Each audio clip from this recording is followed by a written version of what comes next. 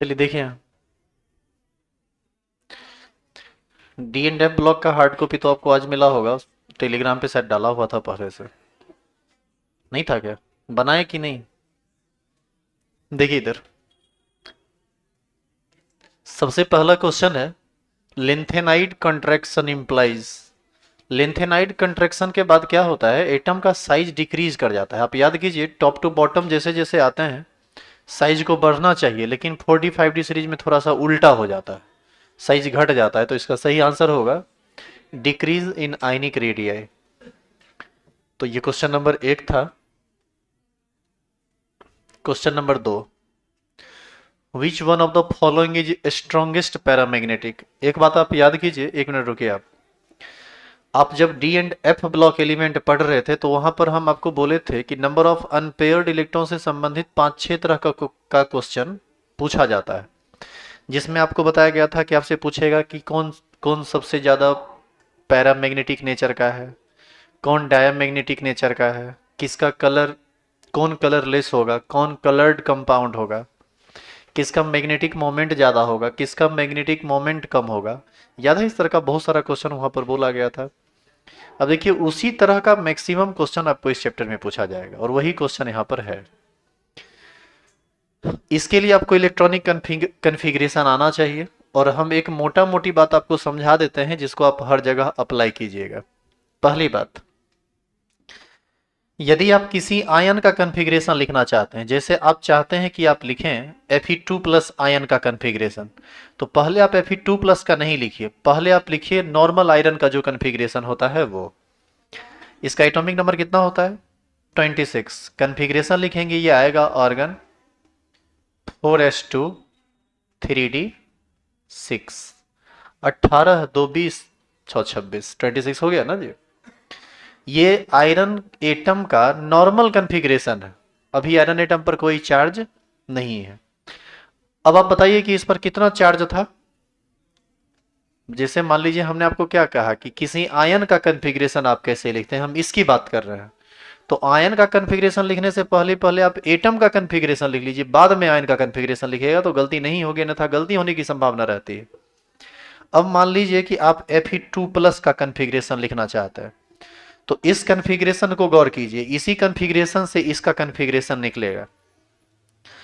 किसी भी चीज पर 2 पॉजिटिव चार्ज है, इसका मतलब है कि वो 2 इलेक्ट्रॉन निकाल दिया है।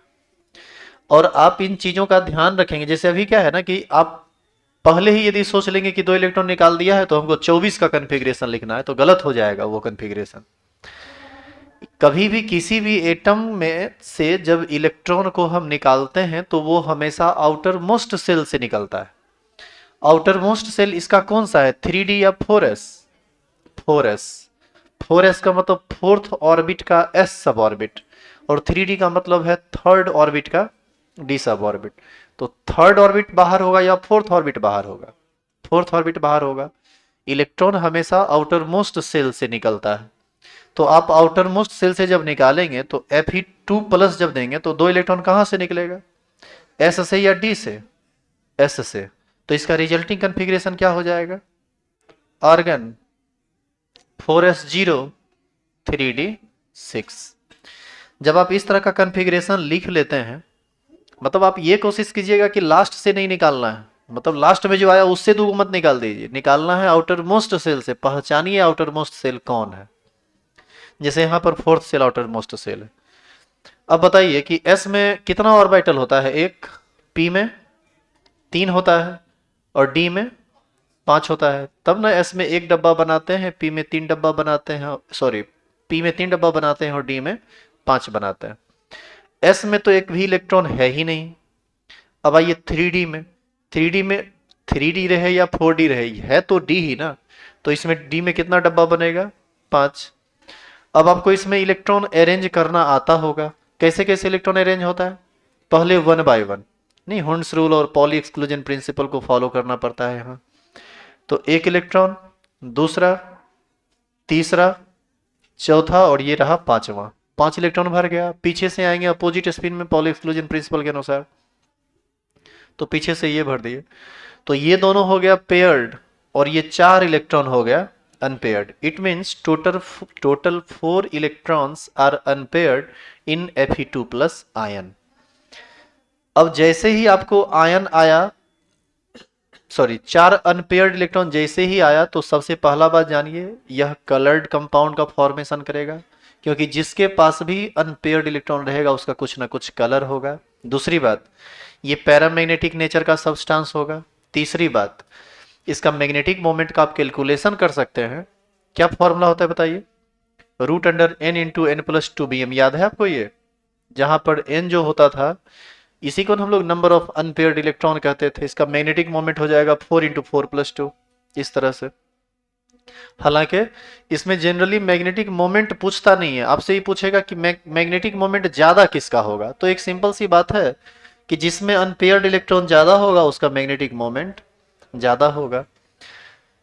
तो इसमें इस तरह का क्वेश्चन पूछा जाता है। अच्छा, इसी में यदि सारा का सारा इलेक्ट्रॉन पेयर्ड होता तो वो डायमैग्नेटिक हो जाता, कलरलेस कंपाउंड हो जाता, मैग्नेटिक मोमेंट उसका 0 हो जाता।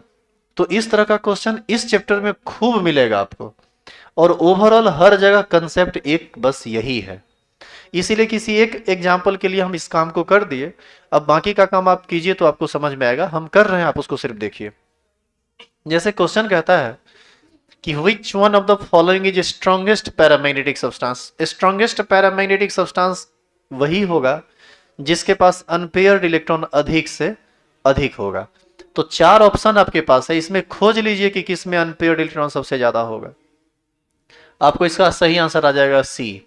ऐसा हम क्यों बोल रहे हैं, आप इसको वर्बली समझिए। जब आप एग्जाम हॉल में होंगे तो हो सकता है कि आपके पास इतना टाइम नहीं हो, तो हम इसको कैसे निकालें।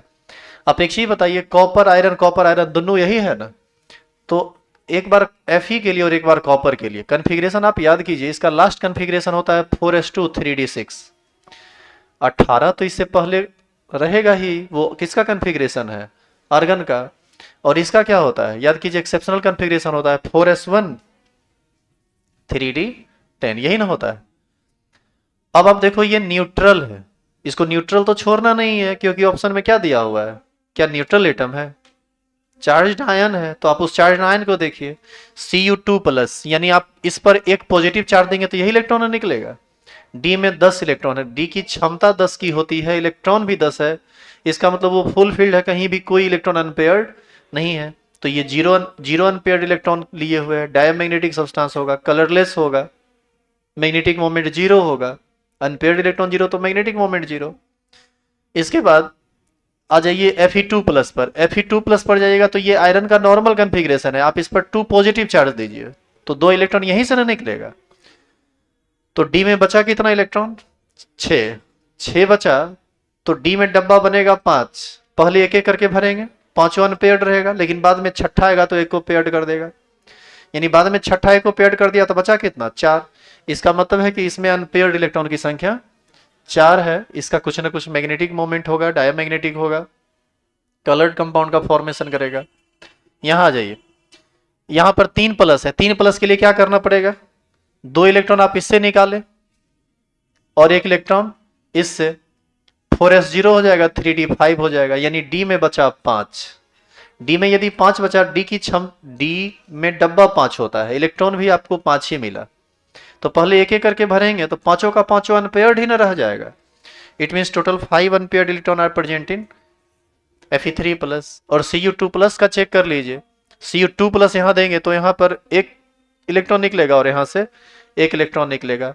यहां से एक निकला तो ये हो गया 0, यहां से एक निकला तो ये हो गया 3d9। 3d9 हो गया तो 5 सीधा सीधा भर जाएगा, फिर 4 वापस आके पेयर्ड कर देगा तो एक इलेक्ट्रॉन अनपेयर्ड रह जाएगा, तो यहां पर इलेक्ट्रॉन बचेगा 1। तो बताइए कि सबसे ज्यादा अनपेयर्ड इलेक्ट्रॉन कहाँ है? Fe3 के केस में, जहां पर सबसे ज्यादा अनपेयर्ड इलेक्ट्रॉन रहेगा उसका पैरामैग्नेटिक नेचर सबसे ज्यादा होगा, तो यही इसका सही ऑप्शन हो। क्या इस तरह के बात में कहीं कोई परेशानी है? तो चेक मार लेंगे, ऐसा क्वेश्चन में सही कर लेंगे। तो ये हुआ, इसका सही आंसर हो जाएगा Fe3 प्लस। आइए इसको देखते हैं, which has maximum unpaired electron. ये सब जो क्वेश्चन है ना, देखो ये सब क्वेश्चन ऐसा है ना कि अब आपको देखने के साथ बन जाना चाहिए, यदि आपको इलेक्ट्रॉनिक कॉन्फ़िगरेशन पर कमांड है तो।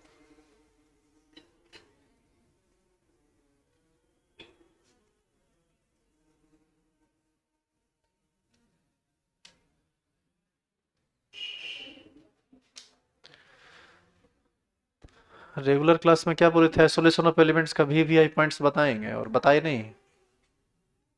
किस किस बारे में बोल रहे हैं जी, आप समझे हम नहीं। श्वेता कुमारी, आप लिखिए तब तक हम आगे पढ़ाते हैं, या कन्फ्यूजन होगा तो बाद में भी देखते हैं। इस तरह का जैसे कन्फिग्रेशन दिया हुआ, एक बात बताओ, इस सब देखो 3D ट्रांजिशन सीरीज का एलिमेंट है, सबका लास्ट कन्फिग्रेशन होगा 4s2 3D something. 3D 3D में ही ना अलग अलग संख्या में इलेक्ट्रॉन रहेगा। आप इस पर 2 पॉजिटिव चार्ज दीजिए, इसका लास्ट कन्फिग्रेशन याद करो, 4s2 3D10 होता है। 4s2 से इलेक्ट्रॉन निकलेगा, डी में 10 बचेगा, सबका सब पेयर्ड हो जाएगा। Fe2 प्लस, इसका याद कीजिए 4s2 3D6 होता है। S2 2 निकलेगा, 6 इलेक्ट्रॉन वहां है, 5 एक तरफ से, पीछे से एक आएगा, 4 इलेक्ट्रॉन अनपेड बचेगा। उसमें इसमें बचा कितना, इसमें बचा 0, इसमें 4, इसमें भी आपको 0 ही बचेगा। कॉपर का याद है 4s1 3D10 होता है, कॉपर और क्रोमियम एक्सेप्शनल कन्फिग्रेशन होता है, उसमें भी 0 बचेगा। 4s1 3D10, 4s1 से एक निकाल लेंगे। और यहाँ पर Ni2 प्लस, निकल का एटॉमिक नंबर 28 होता है, 4s0 कर दीजिए तो 3D8 बचेगा। 3D8 बचेगा तो 5 सीधा सीधा भर देगा, 3 वापस से आके भर देगा अपोजिट स्पिन में, बचेगा कितना 2। तो यहां पर अनपेयर्ड इलेक्ट्रॉन होगा 2। तो इसका सही आंसर क्या होगा, Fe2 प्लस, सेकेंड ऑप्शन सही है। The general electronic configuration of transition elements n-1 d1 to 10 ns0 1 to लेकर से 2 तक, ये ऑप्शन नंबर सेकंड सही है। क्या इस कन्फिग्रेशन का मतलब आप समझे क्या लिखा हुआ है, आप एक कन्फिग्रेशन लिख के देखिए तब समझ में आएगा। जैसे आयरन का ही कन्फिग्रेशन अभी हम लोग लिखे थे, Fe कन्फिग्रेशन क्या होता है, आर्गन 4s2 3d6, यही ना होता है। आउटर मोस्ट सेल को हम इंडिकेट करते हैं किस चीज से, n से। और पेनल्टीमेट सेल को, मतलब बाहर से एक अंदर, उसको किस चीज से इंडिकेट करते हैं, n-1 से। एंटी पेनल्टीमेट को इंडिकेट करते हैं n-2 से। तो बताइए ns, यहां पर ns किसको बोलेंगे, 4s को। और n-1d किसको बोलेंगे, n का मान 4 आ गया तो 3 में से 1 घटा दीजिए, इसको क्या बोला जाएगा, 3d। देखिए तो लास्ट कन्फिग्रेशन है ns1 से लेकर, मतलब 0 1 या 2, और n-1d 1 से लेकर 10 के बीच में ही ना फंसता है ये। तो यही तो लिखा हुआ है, ये हो गया आपको n-1d, n-1d 1 से 10 के बीच में आया, और ये हो गया ns 0 1 से लेकर 2 तक। हालांकि ये याद करने वाला चीज रहता है, आप इसको देख लीजिए। बेगूसराय में धर्मात्मा लोगों की कमी नहीं है। The highest magnetic moment shown by the transition metal ion with the outermost electronic configuration is, किस कन्फिग्रेशन में अनपेयर्ड इलेक्ट्रॉन सबसे ज्यादा रहेगा, इस अनपेयर्ड इलेक्ट्रॉन सबसे ज्यादा रहेगा तो डेफिनेटली उसका मैग्नेटिक मोमेंट ज्यादा होगा। D5 में 5 का 5 अनपेयर्ड, D7 में 5 अनपेयर्ड, पीछे से फिर 2 पेयर्ड करेगा, 3 ही अनपेयर्ड बचेगा। इसमें 1 अनपेयर्ड बचेगा, इसमें 2 अनपेयर्ड बचेगा। तो इसका सही आंसर क्या होगा, 3D5।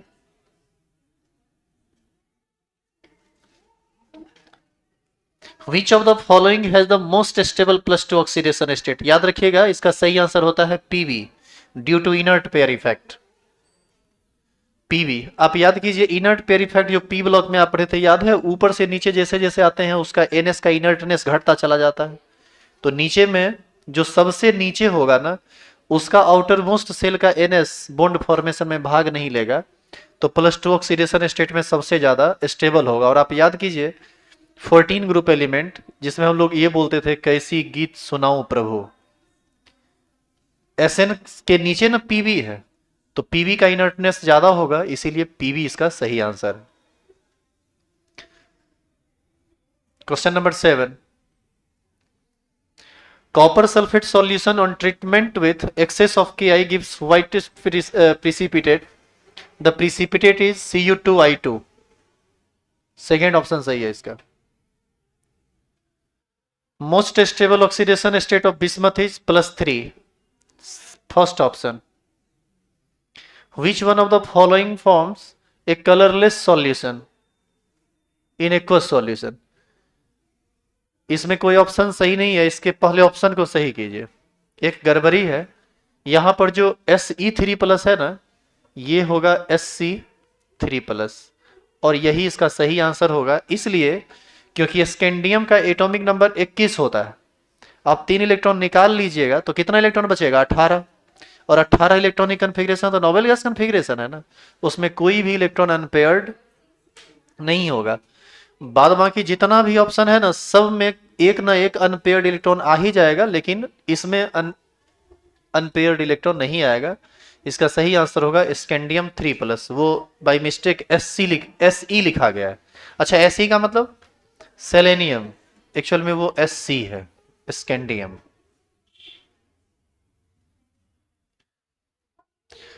Which of the following transition metal the maximum number of oxidation state are exhibited? Mn manganese +7 तक एग्जिबिट करता है ये। अच्छा, ये बताइए किसी भी एलिमेंट का मैक्सिमम ऑक्सीडेशन नंबर किस चीज के बराबर होता है, प्लस ग्रुप नंबर के बराबर होता है। मैग्नीज 7वां ग्रुप का एलिमेंट है, इसका सबसे ज्यादा होगा। Shape of D orbital double dumbbell होता है। Which of the following transition metal is diamagnetic, इसमें होगा Zn2+। Zn का कॉन्फ़िगरेशन होता है 4s2 3d10, s से 2 इलेक्ट्रॉन निकाल दीजिए, बचेगा d में कितना, 10, सबका सब पेयर्ड होगा। The most common oxidation state shown by first row transition metal is +2। Atomic number 21 से लेकर एटॉमिक नंबर 30 तक फर्स्ट ट्रांजिशन मेटल है, या उसी को 3D ट्रांजिशन मेटल कहते हैं, और सबका जनरल ऑक्सीडेशन नंबर होता है +2। The cause of variable valency among transition elements is, आप देखते होंगे ट्रांजिशन एलिमेंट का वैलेंसी अलग अलग टाइप का होता है। जैसे आयरन का ही देखिए ना, आयरन का वैलेंसी +2 भी होता है और +3 भी होता है। आप इस कॉन्फ़िगरेशन को एक बार फिर से लिख के इस बात को समझिए। Fe कॉन्फ़िगरेशन लास्ट में होता है 4s2 और 3d6।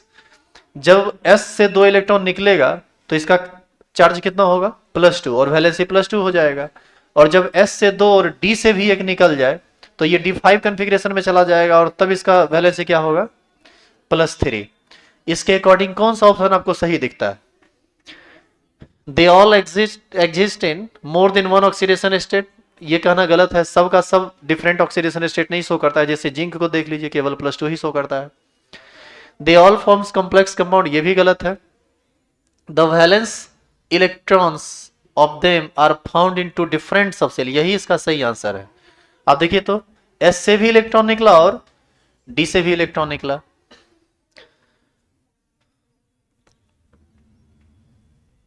Which of the following is not an element of first transition series?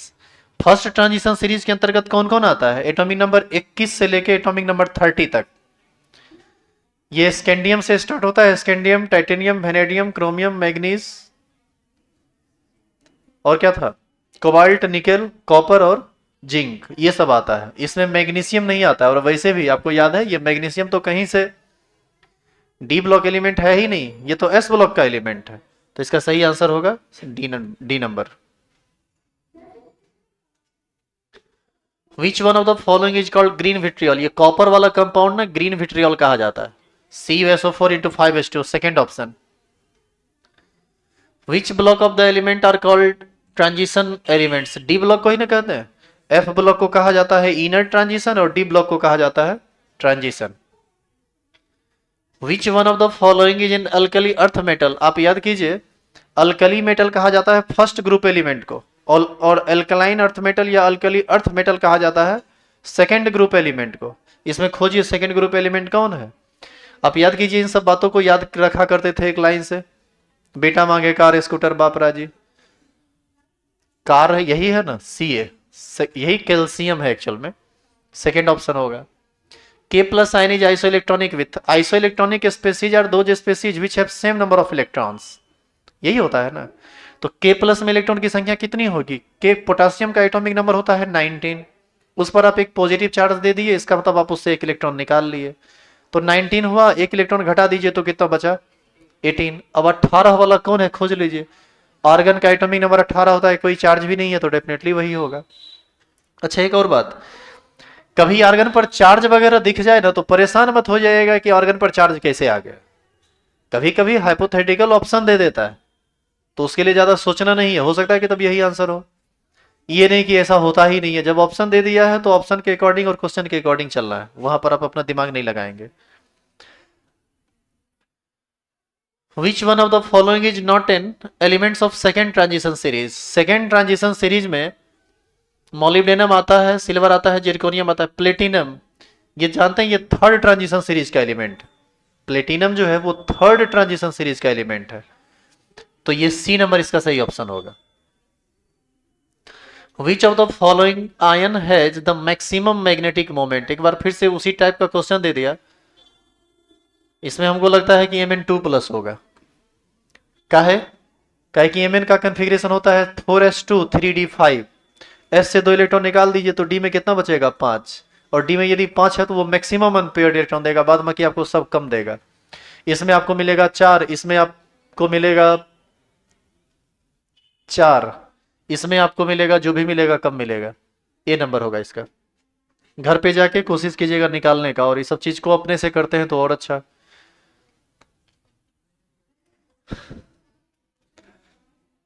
आइए इसके सब्जेक्टिव पर थोड़ा बात कर ले।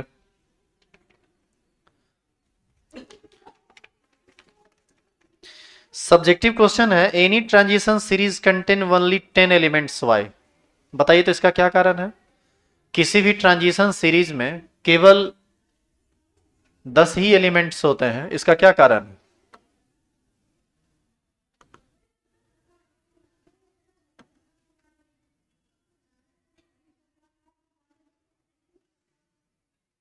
इसको क्या हो गया जी,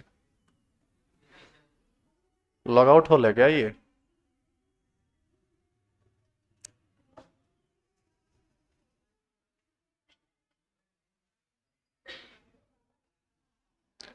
साइन इन करेंगे तुम सब, पासवर्ड देखोगे और तब करोगे नाटक। क्या रे, क्या बोला।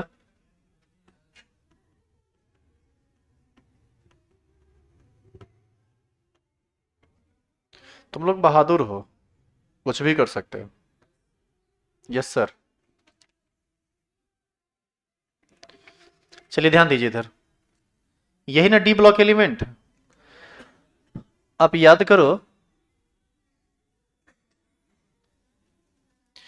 ये जो पूरा का पूरा था, ये किस ब्लॉक का, ये किस ब्लॉक का एलिमेंट है, एस ब्लॉक का। यहां से लेकर यहां तक ये किस ब्लॉक का एलिमेंट है सब, डी ब्लॉक का। इसके इधर ये सब जो है ये सब पी ब्लॉक का, और ये नीचे वाला सब एफ ब्लॉक का। स्कैंडियम जिसका एटॉमिक नंबर 21 होता है, यहां से लेकर जब आप यहां चलेंगे तो एटॉमिक नंबर 30 पर पहुंचते हैं। और यहां से लेकर यहां तक कॉन्फ़िगरेशन लिखोगे ना तो तुम एक चीज पाओगे कि इसके लास्ट में आ रहा है 3d1 3d2, इसी तरह से आगे बढ़ते जाएंगे 3d9 3d10 तक चला जाता है। इसी को हम बोलते हैं 3d सीरीज, या इसी को फर्स्ट ट्रांजिशन सीरीज कहा जाता है, क्योंकि पहला बार 3d यहीं से स्टार्ट होता है। इसको क्या बोला जाता है, सेकेंड ट्रांजिशन सीरीज, या इसी को 4d सीरीज कहा जाता है। इससे नीचे इसको क्या बोलते हैं, ये सब क्या है, इसको बोला जाता है थर्ड ट्रांजिशन सीरीज, या इसी को 5d सीरीज कहते हैं। 3d हो गया, इसके बाद 4d, और उसके बाद 5d। और ये सब जो है ना, ये एक्चुअल में 6d सीरीज है, लेकिन ये आपके सिलेबस में पढ़ना नहीं है, क्योंकि अभी इस पर काम चल ही रहा है, ये आपके सिलेबस में आया नहीं है। तो ऐसी स्थिति में हम 3 सीरीज के बारे में पढ़ते हैं, 3d सीरीज, 4d सीरीज और 5d सीरीज। अब आप किसी एक सीरीज को चेक कीजिए, उसमें केवल 10 ही एलिमेंट। जैसे 3d सीरीज यहां से यहां तक आया था, 1 2 3 4 5 6 7 8 9 10, इसमें भी 10 ही है। इसमें भी देखेंगे तो 10 ही मिलेगा, इसमें भी देखेंगे 10, सब में 10 10 मिलेगा। आपसे क्वेश्चन करता है कि any transition series contain maximum 10 electrons why. क्या कारण है, कारण यह है कि किसी भी डी सब ऑर्बिट की जो कैपेसिटी होती है वो कितने इलेक्ट्रॉन रखने की होती है, 10 सीरीज की। It means maximum capacity of D सब orbit of maximum number of electrons present in any d suborbit is equal to 10. It means last configuration of any elements of D series is D1 or D2 or D3 or D4 to D10. It means only 10 elements are arranged in any series. 3D series रहे, 4D series रहे या 5D series रहे, तो हम इसके बारे में यही लिख सकते हैं। आप इसका आंसर लिख लीजिए। तो ये आपको नहीं मिला होगा कॉपी में, और हो सकता है कि आप ना नहीं लिखे हों, इसे लिखे तो आंसर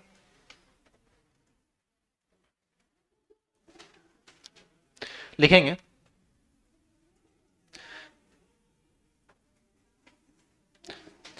लिखिए, maximum number of electrons, maximum number of electrons present in maximum number of electrons present in any d subcell या d suborbit is equal to 10 is equal to 10. It means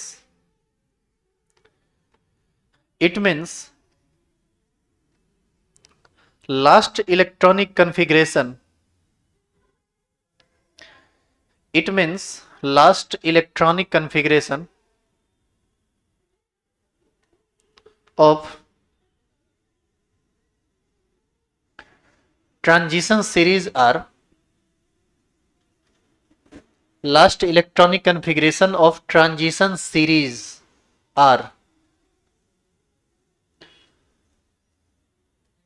D1, D2, D3, और इसी में hyphen देते हुए पहुंच जाएंगे कहां तक, D10 तक। तो कोई D1 पर लास्ट किया तो एक बात हुई, D2 पर लास्ट किया तो एक बात हुई। अब मान लीजिए 3D लेते हैं तो 3D1, 3D2, 3D3, कहां तक चले जाएंगे आप, 3D10 तक। It means maximum 10 electrons are arranged in any D series. यहां तक लिखिए, it means maximum 10 elements, it means maximum 10 elements are arranged in any maximum 10 elements are arranged in any transition series।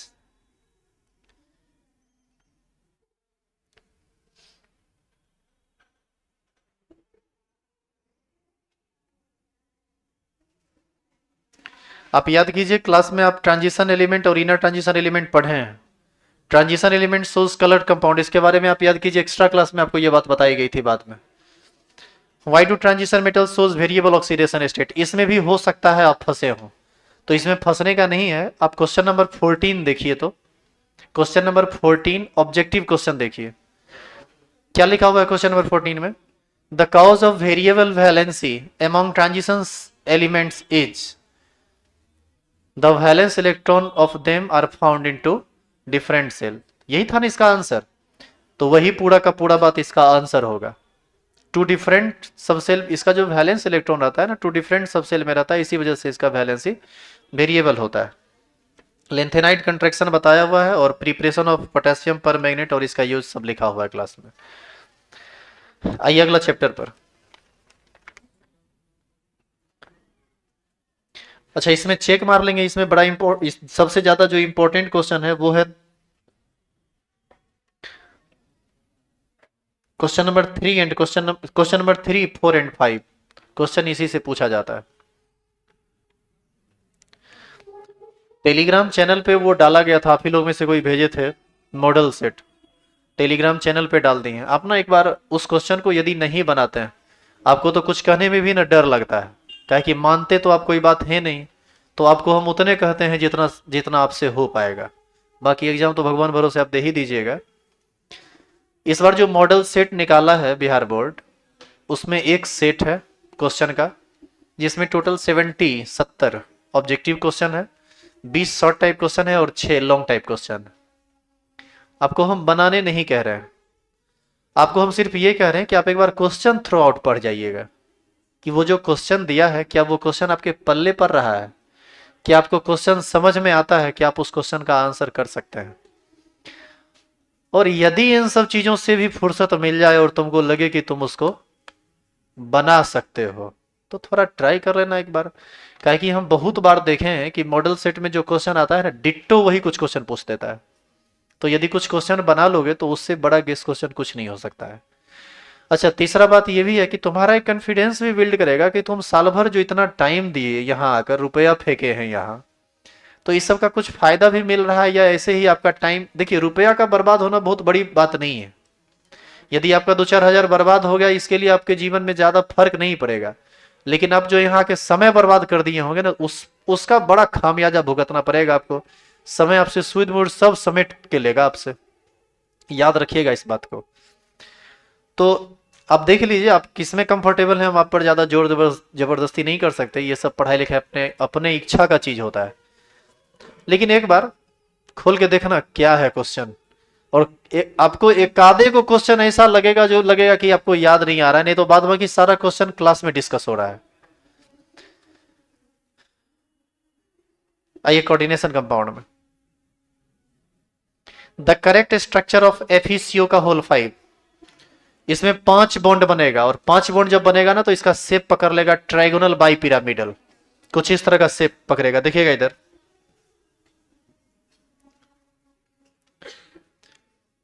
F ही रहेगा बीच में, 3 कोना पर एक CO, दूसरा CO और तीसरा सीओ। बताइए, ये ट्राइंगुलर शेप बना दिया। एक रहेगा ठीक इसके ऊपर सीओ और एक रहेगा ठीक इसके नीचे सीओ। इसी को हम लोग ट्राइगोनल बाई पिरामिडल कहते हैं। अच्छा, दिखाते इसको कैसे, याद है? लंबा लाइन से थोड़ा ऊपर और नीचे, ऐसे ही ना दिखाते थे। Question number second, which of the following is negative ligand? Fluorine होगा क्या जी?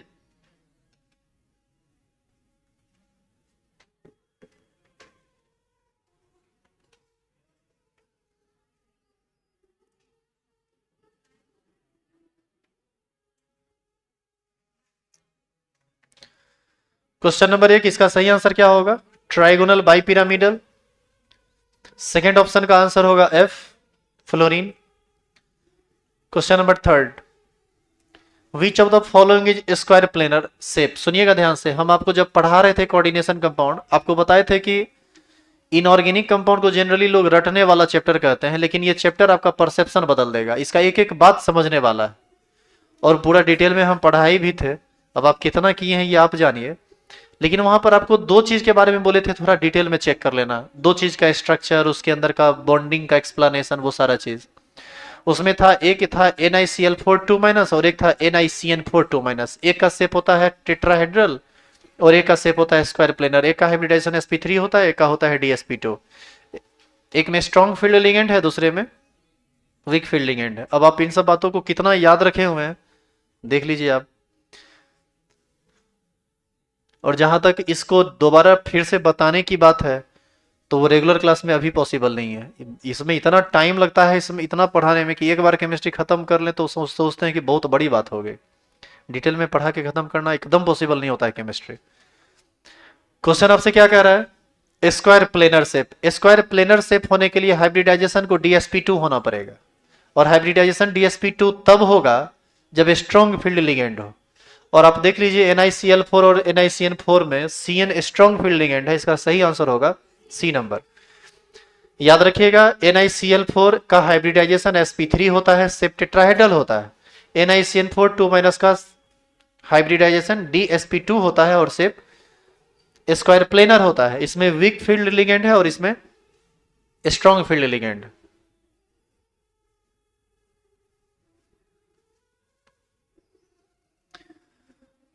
Which of the following compound shows optical isomerism? आप यह भी याद कीजिए कि आपको बताया गया था कि ऑप्टिकल आइसोमेरिज्म सिर्फ उसी कॉम्प्लेक्स कंपाउंड में शो होता है जिसका कोऑर्डिनेशन नंबर 6 हो और जिसमें बाइडेंटेट लिगेंड हो। थोड़ा खोजिए तो इसमें खड़े हो जाता अपनो, खड़े हो जाइए। इसमें बाइडेंटेट लिगेंड वाला कंपाउंड कौन सा है चारों ऑप्शन में? What do mean by bidentate ligand? Bidentate ligand कभी पढ़े हैं? लिगेंड पढ़े हैं कोऑर्डिनेशन कंपाउंड में? कोई बात नहीं, नहीं आता है तो ज्यादा परेशान नहीं होना है। हम बस आपसे पूछ रहे हैं, जानते हैं? हाँ या ना बोल दीजिए, फिर बैठ जाइए। बैठ जाइए।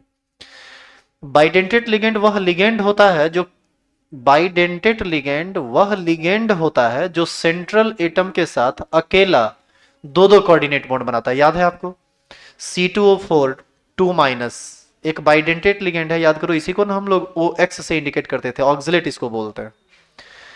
यही इसका सही ऑप्शन होगा, क्योंकि एक एक OX दो बॉन्ड बनाएगा तो तीन 6 बॉन्ड बनाएगा। इसका कोऑर्डिनेशन नंबर 6 है। बाइडेंटेट लिगेंड इसी में, बाद बाकी सब में monodentate ligand. Which of the following है मैक्सिमम मैग्नेटिक मोमेंट। अब एक बात बताइए कि आपसे फिर से कह रहा है कि which of the following has maximum magnetic moment. क्या इसका आंसर कैसे निकालेंगे? एक बार फिर से चेक करेंगे कि अनपेयर्ड इलेक्ट्रॉन सबसे ज्यादा कहां है। और यदि आप इन चीजों को निकालना चाहते हैं तो आपको इसके लिए क्या करना पड़ेगा? सबसे पहले सारे सेंट्रल एटम का ऑक्सीडेशन नंबर निकाल लीजिए। H2O एक न्यूट्रल लिगेंड होता है, इसका मानेंगे x प्लस 0 बराबर प्लस 3। इसका ऑक्सीडेशन नंबर कितना आएगा? +3। ये 0 होता है, इसका ऑक्सीडेशन नंबर आएगा +2। ये भी न्यूट्रल है, इसका ऑक्सीडेशन नंबर आएगा +2। ये न्यूट्रल नहीं है, इस पर -1 चार्ज होता है, x -4 = -2। इसका ऑक्सीडेशन नंबर आ जाएगा +2। अब आप एक बात बताओ, सब का ऑक्सीडेशन नंबर निकाल चुके हैं ना आप? एक बार फिर से उसी तरह से कॉन्फ़िगरेशन लिख लीजिए जैसे हम पहले लिखा करते थे। जैसे क्रोमियम 3+ है, क्रोमियम का नॉर्मल कॉन्फ़िगरेशन होता है 4s1 3d5। याद है आपको? 3 चार्ज लाइए, तो एक यहां से निकलेगा, दो यहां से निकलेगा, कितना अनपेयर्ड इलेक्ट्रॉन? 3। Fe2+ में देखिए तो Fe2+ में 4 इलेक्ट्रॉन अनपेयर्ड हो जाएगा। कैसे? लास्ट कॉन्फ़िगरेशन होता है 4s2 3d6 होता है ना, 2+ है तो ये गया, बचा 6। 6 में 5 एक बार में अरेंज होगा और एक पीछे से, तो बचेगा कितना? 4। निकेल में 2 इलेक्ट्रॉन बचेगा अनपेयर्ड और इसमें तो एक भी बचेगा ही नहीं। इसका सही आंसर क्या होगा? बी। तो तरीका जो सब बताए हम समझ में आया कि कैसे निकालना था इसको। बाकी काम आप खुद कर सकते हैं यदि आपके अंदर थोड़ा भी जिज्ञासा है इस बात को समझने का, तो बोलिए। हाँ, मैक्सिमम मैग्नेटिक मोमेंट उसी में ना maximum number of unpaired electron है, तो उसी का मैग्नेटिक मोमेंट मैक्सिमम होगा। क्या दिक्कत हो गया? इसी में यदि आपसे पूछता मिनिमम, तब क्या बोलते आप? मिनिमम मैग्नेटिक मोमेंट, तब के कौन सा आंसर होता? जिंक वाला होता। काहे कि जिंक में कोई इलेक्ट्रॉन अनपेयर्ड है ही नहीं, Zn2+ 3d10 कॉन्फ़िगरेशन देता है। Which of the following compounds has tetrahedral geometry? बताइए, टेट्राहेड्रल sp3 हाइब्रिडेशन क्या हो जाएगा इसका? NiCl4 2-। The oxidation state of nickel in this compound, यह न्यूट्रल लिगेंड है, x + 0 = 0, x = 0। इसका 0 ऑक्सीडेशन नंबर होगा। द ज्योमेट्री ऑफ NiClCO4, ये टेट्राहेड्रल होता है। NiCO4 का ज्योमेट्री टेट्राहेड्रल होता है। K4FeCN का होल 6, ये है इजेन, कॉम्प्लेक्स साल्ट है ये। क्या जी? Question number 10, which one of the following is bidentate ligand? EN, इसी को ना बोलते हैं इथिलीन डायमीन। अभी तुरंत बताएं बाइडेंटेट लिगेंड किसको कहते हैं? CN-EJ, क्या है ये? SFL, strong field ligand. A number option. The hybridization of complex K4FeCN का होल 6, ये तो निकालने का चीज है वैसे, हालांकि हम आपको ये क्लास में बताए हुए हैं, आप कॉपी खोल के देखिएगा मिल जाएगा। लेकिन ऐसे भी समझ में आ रहा है, CN एक स्ट्रॉन्ग फील्ड लिगेंड है, और स्ट्रॉन्ग फील्ड लिगेंड के केस में जनरली हाइब्रिडाइजेशन इनर ऑर्बिटल में चला जाता है और कॉन्फ़िगरेशन होता है, ये हाइब्रिडाइजेशन होता है D2sp3। वीक फील्ड में होता है sp3d2 और स्ट्रॉन्ग फील्ड में होता है D2sp3। एक होता है इनर ऑर्बिटल कॉम्प्लेक्स और एक होता है आउटर ऑर्बिटल कॉम्प्लेक्स। क्या होगा इसका आंसर? D2sp3। देखिए दोनों देखने में लगता है सेम है, sp3d2 D2sp3, सेम नहीं है, अंतर है दुनिया भर का। इसका आउटर मोस्ट डी भाग लिया है हाइब्रिडाइजेशन में, इसका इनर ऑर्बिटल भाग लिया है हाइब्रिडाइजेशन में, इसीलिए इसको इनर ऑर्बिटल कॉम्प्लेक्स और उसको आउटर ऑर्बिटल कॉम्प्लेक्स कहा जाता है। Question number 13, the ion which is not tetrahedral in shape, ये भी टेट्राहेड्रल होता है, ये भी टेट्राहेड्रल होता है, ये भी टेट्राहेड्रल होता है, ये नहीं होता है टेट्राहेड्रल, ये स्क्वायर प्लेनर होता है। अब आप कहेंगे सर हम ये कैसे समझेंगे कि ये टेट्राहेड्रल है? इन सब चीजों के लिए आपको 11th का टॉपिक पढ़ना पड़ेगा, हाइब्रिडाइजेशन और उसका शेप, और आप पढ़ के ब्रिलियंट हो चुके हैं और कहीं कोई कसर है ही नहीं, तो कहां से दिक्कत होगा? In the spectrochemical series the magnitude of the crystal field splitting is maximum for which of the following? Crystal field splitting सबसे ज्यादा उसमें होगा जो सबसे ज्यादा स्ट्रॉन्ग फील्ड लिगेंड होगा, क्योंकि स्ट्रॉन्ग फील्ड लिगेंड होगा तो रिपल्सन ज्यादा होगा, स्प्लिटिंग ज्यादा होगा। इसका सही आंसर होगा C N minus D number. What is the coordination number of C R in K3 CrOX का होल 3? अभी तुरंत बताए हैं, ऑक्सिलेट बाइडेंटेड लिगेंड है, एक ऑक्सिलेट दो बॉन्ड बनाएगा तो 3 ऑक्सिलेट 6 बॉन्ड बनाएगा, कोऑर्डिनेशन नंबर 6 होगा। The effective atomic number of cobalt in the complex ion, effective atomic number का फॉर्मूला याद है? सेंट्रल एटम का एटॉमिक नंबर 27 माइनस उसका ऑक्सीडेशन नंबर, इसका ऑक्सीडेशन नंबर 3 होगा, plus 2 into coordination number. EN, एक ईएन 2 बॉन्ड बनाता है तो 2 ईएन 4 बॉन्ड बनाएगा, 4 वहां से 2 यहां से, यानी 6। ये हो जाएगा कितना? 36।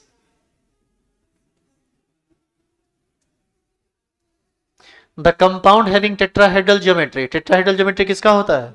NiCl4 2 माइनस का, बाद बाकी नहीं होता है किसी का। IUPAC नेम ऑफ कंपाउंड ही गायब है, कंपाउंड बताइए तो क्या है? क्या है? H2 PtCl6, यही है ना? पहले आप बताइए थी टूटेगा कैसे? 2H प्लस में और PtCl का होल 6 2 माइनस में।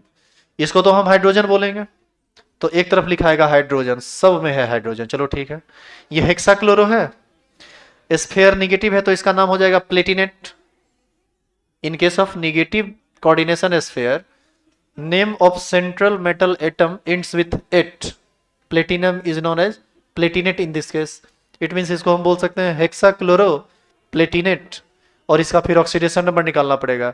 यहाँ पर x, एक Cl का -1 होता है तो 6 Cl का -6 बराबर -2, x बराबर आ जाएगा +4, यानी इसका नाम हो जाएगा हाइड्रोजन हेक्साक्लोरो प्लेटिनेट 4, हाइड्रोजन हेक्साक्लोरो प्लेटिनेट 4। ये होगा ऑप्शन 18 का ए सही है। पहले आप ये बताइए कि किसी भी ऑब्जेक्टिव में दिक्कत भी है? क्या हुआ? क्या बोल रहे हैं? जोर से बोलिए, खाओ के नहीं आते हैं क्या जी? आईएएस के सब्जेक्टिव में सबसे पहला क्वेश्चन है what is coordination compound and double salt. आप पहला पेज पलट के देखिएगा, कोऑर्डिनेशन कंपाउंड का दोनों का एग्जांपल के साथ इसका डेफिनेशन मिल जाएगा। दूसरा है what is effective atomic number. आपको याद है इफेक्टिव एटॉमिक नंबर किसको कहते हैं? Effective atomic number is total number of electrons present in the central metal atom in any complex compound. इसका भी डेफिनेशन वहां पर लिखा हुआ है, लेकिन एक बात सिर्फ आपको लिखा हुआ नहीं मिलेगा, what is EAN rule of Sidgwick. आपको याद है सिडविक ने कहा था कि किसी भी कॉम्प्लेक्स कंपाउंड का फॉर्मेशन सिर्फ और सिर्फ तभी हो सकता है जब उसके सेंट्रल एटम का इफेक्टिव एटॉमिक नंबर किसी न किसी नोबेल गैस के एटॉमिक नंबर के बराबर होना चाहिए। तो आप एक काम करेंगे, इसको लिखेंगे तो क्वेश्चन नंबर 2 का पूरा आंसर लिखे तो क्वेश्चन नंबर 2 क्वेश्चन है what is effective atomic number. लिखिए, स्टार लगा के लिख लीजिए, हेडिंग डाल दीजिए इफेक्टिव एटॉमिक नंबर। इसको किस चीज से इंडिकेट करते हैं? ये इसको लिखाएंगे 2 मिनट के बाद। पहले इसको आगे का क्वेश्चन देखिए तो give the IUPAC name of the following complex. आप देखिएगा 30-40 कंपाउंड का नाम आपके कॉपी में लिखा हुआ है और सब आप बढ़िया से पढ़ें, उसी में से ये सब है, आप कर सकते हैं। इफेक्टिव एटॉमिक नंबर कैलकुलेट करने के लिए कहा, क्वेश्चन नंबर 4 में फिर नाम लिखने के लिए दिया, क्वेश्चन नंबर 5 का क्वेश्चन भी दिया हुआ है और आंसर भी लिखा हुआ है। क्वेश्चन नंबर 6 में predict the geometrical shape of following. sp3 का शेप होता है टेट्राहेड्रल और D2sp3 का होता है ऑक्टाहेड्रल। D2sp3 का भी और sp3d2 का भी दोनों का शेप होता है octahedral. Specify oxidation number of the metal. ये 2 कंपाउंड दिया हुआ है, सेंट्रल एटम का आपसे क्या पूछ रहा है? Oxidation number. What is ligand and how many types of ligand, ये सब आपके क्लास में ढंग से लिखा हुआ है, आप देखिएगा तो मिल जाएगा। वर्नर्स कोऑर्डिनेशन थ्योरी 5 नंबर का क्वेश्चन पूछा जाता है और यदि आपको ढंग से याद हो तो वहां हम VVI लिखाए थे और पूरा का पूरा एक क्लास सिर्फ और सिर्फ वर्नर कोऑर्डिनेशन थ्योरी पर दिया गया था और वहां पर लिखाया गया था कि 5 नंबर का क्वेश्चन पूछता है। इसके पूछे जाने की संभावना है। क्वेश्चन नंबर 11 में एक बार फिर से क्या है? IUPAC नाम। थोड़ा ध्यान देंगे, इस चैप्टर से मात्र 3 नंबर का क्वेश्चन पूछा जाता है उसमें सबसे ज्यादा इंपॉर्टेंट है आईयूपीएसी नाम, ये पूछेगा। और कभी कभी नंबर बढ़ा देता है तो ये वर्नर्स कोऑर्डिनेशन थ्योरी पूछता है। बाद बाकी ऑब्जेक्टिव बीच बीच से कहाँ से क्या डालेगा नहीं डालेगा वो इसी सब में से रहेगा। आप सेट बनाइए वो मॉडल सेट, तो आपको समझ में आ जाएगा। बस एक एक क्वेश्चन है 2 नंबर, उसमें थोड़ा परेशानी आपको हो सकता है, वो पूरा का पूरा आंसर आप लिख लीजिए तो। और दूसरी बात, जो लोग नए हैं, इस आंसर को यदि हम यहाँ क्लास में लिखा रहे हैं तो फिर आपको बाद में नहीं लिखाएंगे, ठीक है? इसलिए इसको यहां से क्लियर रखिए। लिखिए तो, लिखेंगे total number of electrons, total number of electrons present in central atom of a complex compound is called effective atomic number, is called effective atomic number. It is denoted by EAN.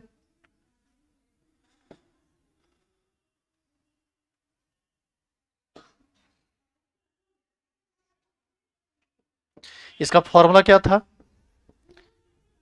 याद है किसी को? Formula होता था इसका atomic number of central atom minus oxidation number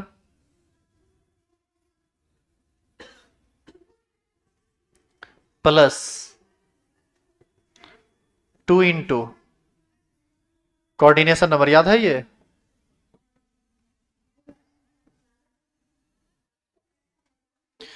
तो आपसे यदि इफेक्टिव एटॉमिक नंबर पूछता है तो आपको ये टोटल बातें बतानी होंगी।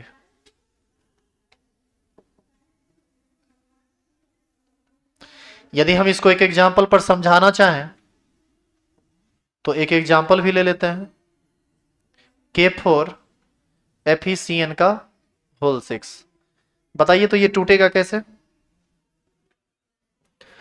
4K प्लस में और FeCN का होल 6 4 माइनस में।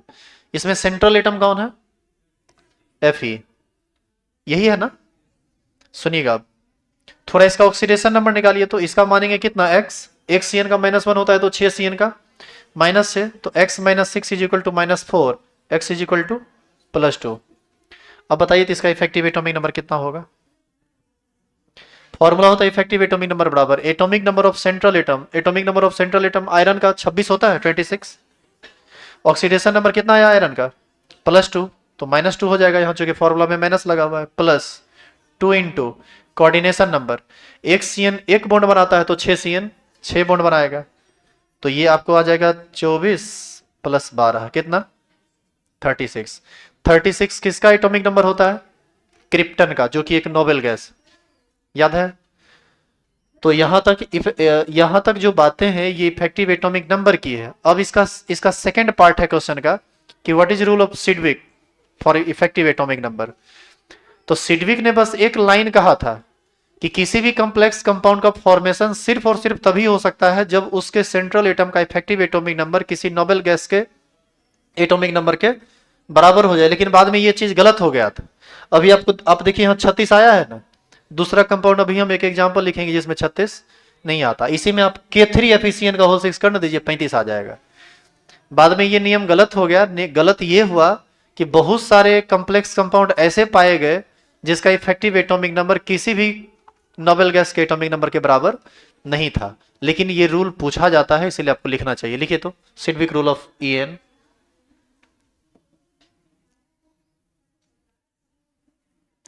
बस लास्ट है ये, Sidgwick rule of EAN।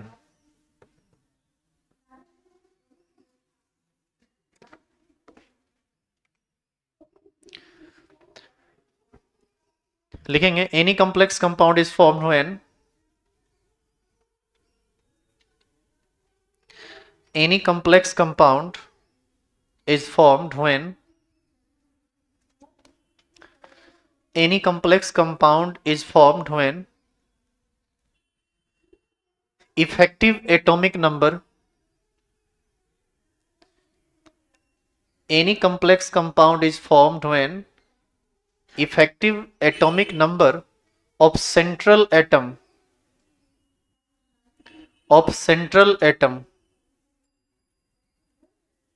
is equal to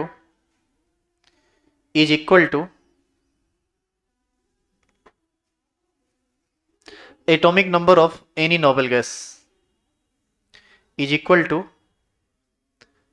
atomic number of noble gas.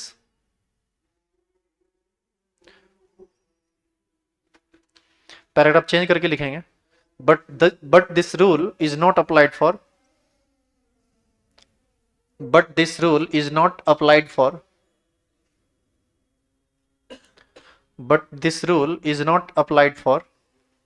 all complexes.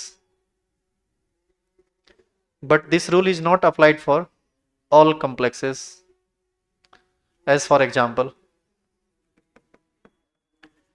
K3FeCN का होल 6, बताइए कैसे टूटेगा ये टूटेगा 3K प्लस में और FeCN का होल 6 कितना माइनस में, 3 माइनस में। इसका ऑक्सीडेशन नंबर निकालिए तो इसका कितना मानेंगे x, इसका -1 होता है तो -6 इज इक्वल टू -3, सॉरी -3 होगा।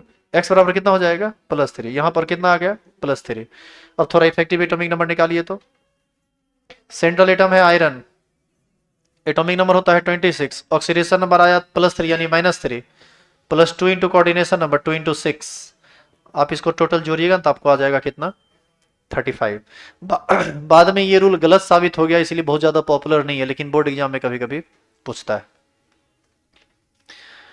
तो इस तरह से ये दोनों चैप्टर समाप्त हुआ, पूरा फिजिकल और पूरा इनऑर्गेनिक समाप्त हुआ, एक पी ब्लॉक बचा हुआ है, ये सबसे लास्ट में चलेगा और ये थोड़ा लंबा चलेगा क्रैश कोर्स में भी, एक तरफ से सारा आंसर लिखाया जाएगा। अब आगे के लिए कुछ इंपॉर्टेंट नोटिस सुनेंगे आप लोग, और थोड़ा ध्यान से सुनिएगा, क्योंकि फोन और ऑफ मिलेगा तो तुमसे बातों नहीं होगा, कोई नोटिस वहां हम डालेंगे भी नहीं। हम पहले भी बताए थे 15 को एग्जाम है, जिसके लिए 13 और 14 छुट्टी रहेगा तैयारी के लिए, 15 को छुट्टी रहेगा एग्जाम है इसके लिए, और 16 को उधर से आने में हमको लेट होगा, आप पाएंगे या नहीं कह सकते, तो ये कंफर्म नहीं, इसलिए 16 को छुट्टी रखिए। बचा हुआ तो अब सिर्फ ऑर्गेनिक ही है ना। 17 को संडे है, आप सभी आदमी जो यहाँ के रेगुलर स्टूडेंट हैं, पी ब्लॉक का एकमात्र क्लास बचा हुआ है, उस दिन आपका होगा, और आपका टाइम है 10 से 11। हिंदी मीडियम वाले लोग आएंगे 9 से 10 में, और इंग्लिश मीडियम वाले लोग आएंगे 10 से 11 में, और वो आपका रेगुलर क्लास का लास्ट क्लास होगा। उसके बाद सिर्फ क्रैश कोर्स के लिए ही हम लोग मिलेंगे, और बाद में टेस्ट सीरीज के लिए। तो आप लोग असाइनमेंट लेकर आ जाइएगा, कितना बजे 10 बजे। ये एक बात है। अब दूसरा बात सुनिए, अभी ऑफिस में प्रिंट हो रहा है चैप्टर नंबर ऑर्गेनिक केमिस्ट्री का पहला, दूसरा, तीसरा और चौथा, ये चारों चैप्टर का असाइनमेंट आपको कल मिल जाएगा। शाम में आइएगा ही ना फिजिक्स पढ़ने के लिए, तो ऑफिस में जाके उसको ले लीजिएगा। चारों चैप्टर का एक ही साथ मिलेगा, 20 रुपीज आपको जमा करना है। यदि पेज कम होगा तो वो अपने कम कर देगा, वो एग्जैक्ट कितना पेज होगा नहीं पता हमको अभी, तो जो होगा वो आपको कर देगा। 20 लेके आइएगा, उससे ज़्यादा नहीं लगेगा। तो वो असाइनमेंट ले लीजिएगा। इस 4 दिन के छुट्टी में, या 4 दिन 5 दिन जो भी आपको छुट्टी मिलता है, कोशिश कीजिएगा कि आप सारा क्वेश्चन ऑर्गेनिक केमिस्ट्री का सॉल्व करें खुद से, जो यहाँ लोग पढ़े हैं, और नहीं पढ़े हैं तो फिर 1 का ए, 2 का बी, 3 का सी करने के लिए रेडी रहिए। तीसरा बात, जो मॉडल सेट निकला है, इस मॉडल सेट को भी आप एक बार सॉल्व करने का प्रयास कीजिएगा, और आपके पास इनफ टाइम है 4 दिन में कि आप ये काम कर सकते हैं। आप ये नहीं कर सकते कि ये बहुत बड़ा चीज आप दे दिए, आप कर सकते हैं, और कर सकते हैं तो कीजिएगा। आपका अब अगला जो क्लास क्रैश कोर्स का है, ये मंडे को होगा 18 तारीख को सेम टाइम में, और ऑर्गेनिक केमिस्ट्री का लगातार चैप्टर अब चलेगा। ऑर्गेनिक केमिस्ट्री में जो लोग पढ़े हैं उनको भी दिक्कत होगा, जो नहीं पढ़े हैं उनको तो खैर दिक्कत ऐसे भी हो रहा है। ऑर्गेनिक केमिस्ट्री एक अलग चीज है। आप याद कीजिए, कन्वर्जन आपको नहीं बताया गया था ऑर्गेनिक में, याद है आपको? सारा का सारा कन्वर्जन हम आपको यहीं पर बताएंगे। तो इस 4 दिन में जितना चैप्टर में जितना पढ़े टोटल खूब बढ़िया से रिवाइज कर लीजिएगा, क्योंकि कन्वर्जन में एक एक रिएक्शन की जरूरत पड़ती है। आपको कम से कम याद नहीं रहे तो कोई बात नहीं, हम बोले तो कम से कम आपको ये लगा हुआ होना चाहिए कि हाँ ये सुना हुआ बात है, या ये कभी हमसे होके निकला है। ये नहीं कि पते नहीं चले कुत्ता की तरह मुंह लटकाए हुए बैठे हैं, ये वाला फीलिंग आप में नहीं आनी चाहिए। तो 4-5 दिन आपके पास टाइम है, थोड़ा फ्रीली उस पर काम कीजिए। और यदि सर क्लास लेंगे आप लोग का 1 घंटा, जैसा कि बोल रहे थे कि हम ही क्लास ले लेंगे 2 घंटा का, तो नो सर क्या, तो ये सब आप अब उनसे बात कीजिएगा। हम उनको फ्री दे दिए हैं कि आप मेरा टाइम यूज कर सकते हैं, क्योंकि 4 दिन हम छुट्टी में रहेंगे। तो मिलते हैं संडे को रेगुलर लोगों से और मंडे को सभी लोगों से, ठीक है। आइए,